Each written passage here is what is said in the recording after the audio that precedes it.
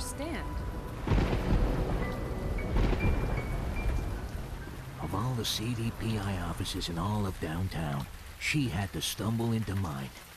But as it happened, I was between cases. Once again. I need to understand. What is it you don't understand, lady? This.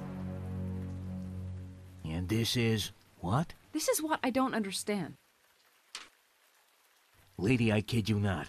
I am a PI, not a psychic. So suppose you start right at the beginning and explain in plain old English, short, easy words if you don't mind, exactly what is your problem, and maybe then you give me an idea how I can help you.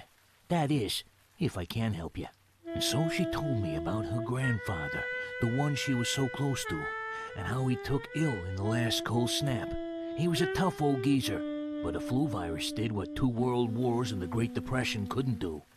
Gave him double pneumonia and closed his shop for him. His last act on this planet, the very last thing he ever did, was to put this piece of paper in this envelope and write her name on it. Mr. Davidson. You get to call me Phil. Phil, I'm not an unintelligent woman. I think of myself as a level-headed person, not given to superstition or excessive emotions. I can hear a loud however coming down the freeway. However, I will never find rest again until I found out what my grandfather tried to tell me. I will never be satisfied until I can understand this. If I may ask, what made you think I can help? You're the only detective listed with a PhD, and I think you'll need it. You can help me, can't you? I mean, you will help me to understand. This dame was clearly out of it. Lady, those are my initials, not my qualification. I should have walked away from it right then. Made up some lame excuse. I'm a grizzled old tomcat, maybe got scratched once or twice too often. But then, I got curious. And curiosity is a PI occupational hazard. Sad fact is, they don't come any curiouser than Phil Davidson. So I ended up promising I'd look into it. So up comes this case. I had no idea what I was letting myself in for. Before this case was over, lives would be changed. And mine, not least of all.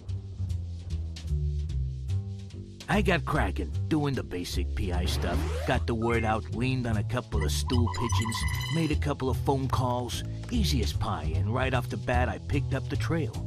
Turns out the lines that vex the dame so much come from a letter written by an individual called Paul, aka Saul of Tarsus, a Jew, and don't get me wrong, he was a hard case with a real attitude, a character with a record.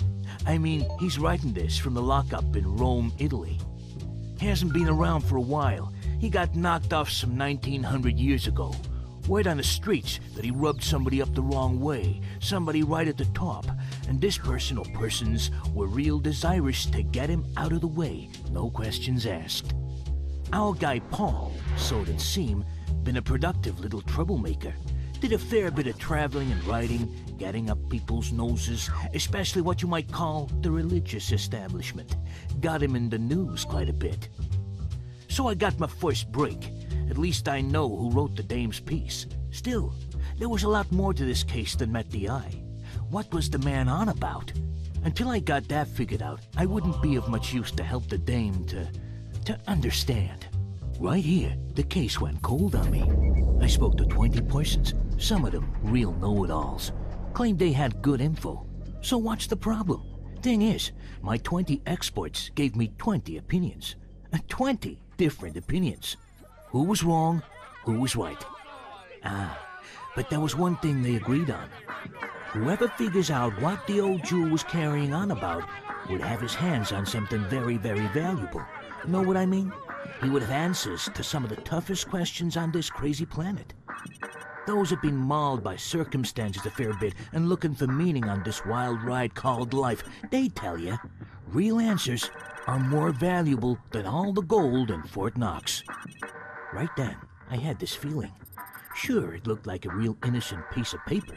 I can read, but the more I read these words, the less they made any sense to me. But I knew it right deep down in my gut. It was nothing less than a treasure.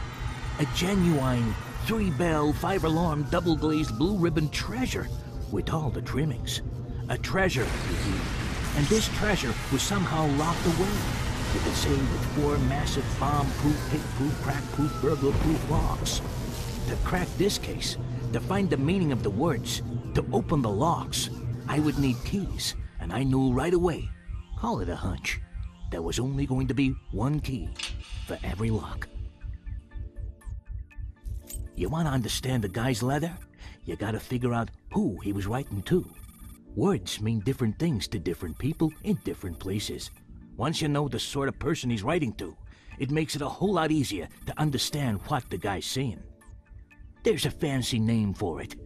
You can call it the communication situation, also known as the historical context.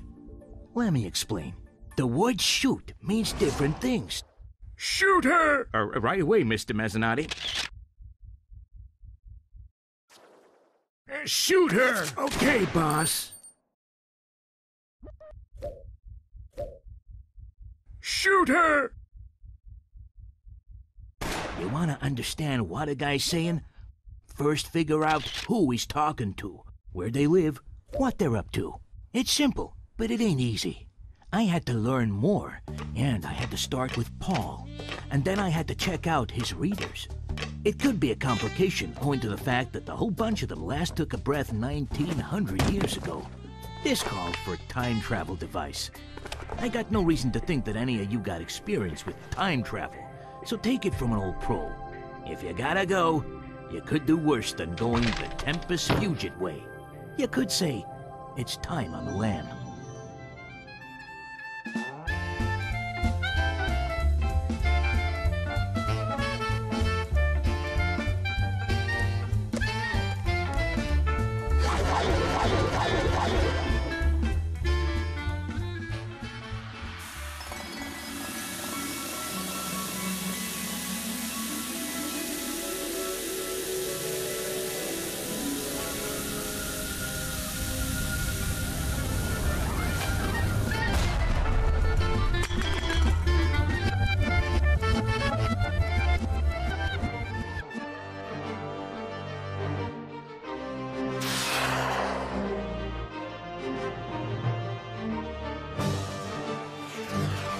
A Tempus Fugit flight is not normally what you might call smooth.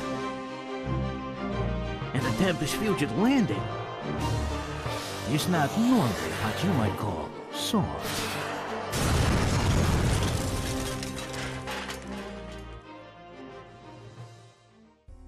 But it's just another day at the office.